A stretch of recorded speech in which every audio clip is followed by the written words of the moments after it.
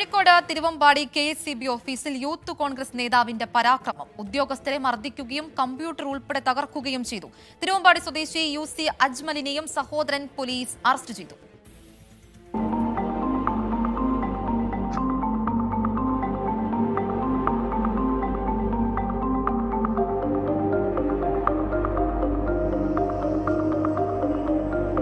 Bill തുക അടക്കാത്തതിനാൽ UC അജ്മലിന്റെ വീട്ടിലെ വൈദ്യുത ബന്ധം KSCB ഉദ്യോഗസ്ഥർ വിച്ഛേദിച്ചിരുന്നു. വ്യാഴാഴ്ച പണം അടച്ചതോടെ വെള്ളിയാഴ്ച വൈദ്യുതി പുനഃസ്ഥാപിച്ചു.